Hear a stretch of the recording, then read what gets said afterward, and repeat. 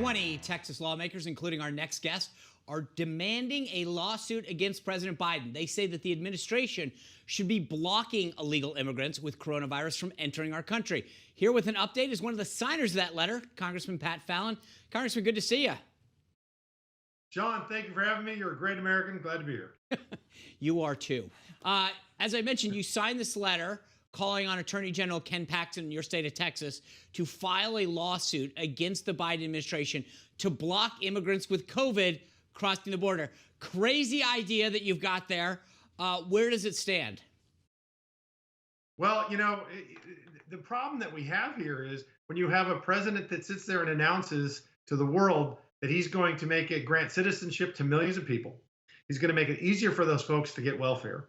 He's going to freeze deportations. He's going to end a great program that you were working with President Trump on when you were in the administration with the Migrant Protection Protocols, the MPP, which said you will wait in Mexico while we handle your asylum claim. Instead of now they're reinstituting catch and release. And now they're shocked that there is a crisis at the border. And let's be really clear, it's the Biden border crisis.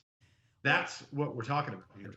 No, there's no question. And I think one of the things that we've seen is when you have President Biden calling your Governor Abbott, a Neanderthal for lifting the restrictions in your state. Yet, President Biden can go ahead and say, all right, illegal immigrants, come into the United States with coronavirus. That messaging does not make sense to me. What do you think? Well, you know what? I'm a proud, deplorable Neanderthal, just so we're clear. Oh, number one. Wow. But you can't. I think I'm going to make some T-shirts up. I'm giving you each one. You can't have one person come from Canada legally into the country because of the coronavirus, because we fear that we're all going to get corona. Okay. But you're going to allow hundreds of thousands. In fact, in February last month, there were over 100,000 people detained crossing the border illegally from Mexico. But we're not testing them for COVID. And then the federal government under Biden says, you know, it's a really good idea. Let's go ahead and disperse them all over the country, untested. And then there's a new strain from Brazil, but apparently they're not following the science. It makes no sense whatsoever. They're just trying to appease their radical progressive leftist base at the expense of the American people. You know, it's funny. Everything's a super spreader event to the left. Every time like 8 people on the right gather, and yet you've got all these people gathering down at the border, as you point out. I don't know how the same group of people doesn't look at that and call it a super spreader event, but that's neither here nor there. The Secretary of Homeland Security, as we mentioned earlier in the show, he's down there on the border. I guess the thing that's interesting is I'm one of those people that's very visual, right? Seeing is believing in a lot of cases for me. Do you think that like somehow him seeing this issue and crisis that's on the border will make a difference? Well, I hope so, because he just testified a couple of days ago to the Homeland Security Committee in the House that the border, you ready for this? The border is secure. If the border is secure, riddle me this. Why in February of 20, we had 36,000 illegal border crossings, but in February 21, it was 100,000, a 273% increase.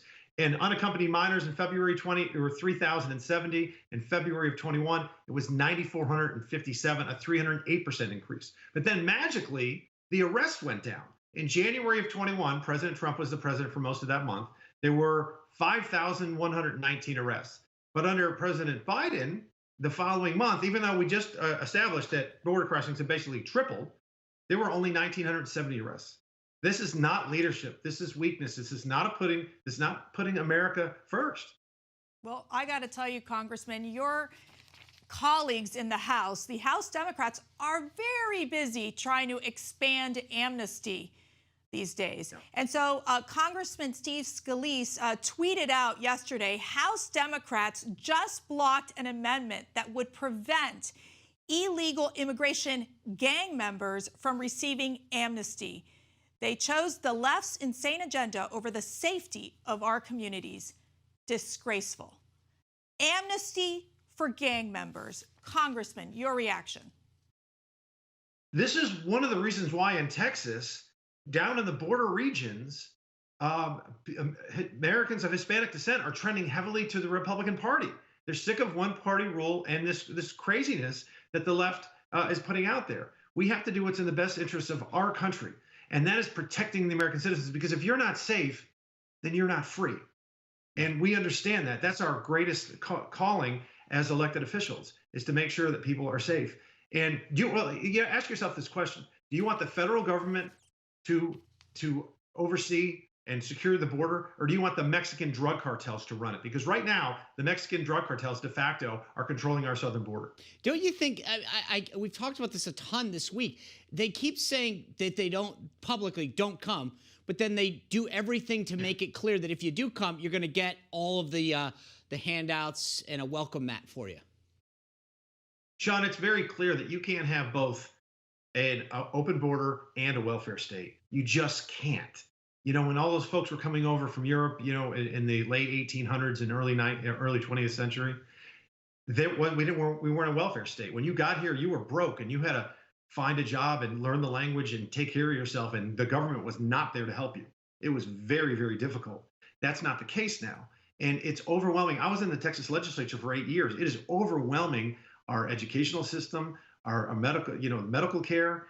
And also, unfortunately, there are bad actors, some criminals committing, because you only need 1%, 2% of the folks coming across that border to be illegal. And who they're preying on. They're preying on people of color. They're preying on Hispanics that are crossing as well. And it's not fair and it's un-American when you have 5 million people in the world trying to get to this country legally, and we're allowing people to cut the line and mass unlawful migration. Yeah, it's un-American. Everything that we're doing sends the wrong signal between the bills that you guys passed yesterday, the Democrats passed, let's just be clear, and all these other signals the administration is putting out. It is very clear that they're saying, don't come, and shaking their heads. Congressman, thank you for giving us a firsthand view of what's going on down there at the border. Have a great weekend, and thanks for joining us.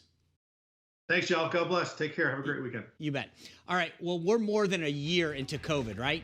And still, a lot of Americans aren't clear on things like, as we just showed you with Rand Paul, like when do you have to wear a mask? Or two masks. Or 2 masks, right. Or what happens if you've been vaccinated? What does that mean? Well, we've got a doctor coming up. We're going to get the answers to all of those questions and probably a few other things. That's next.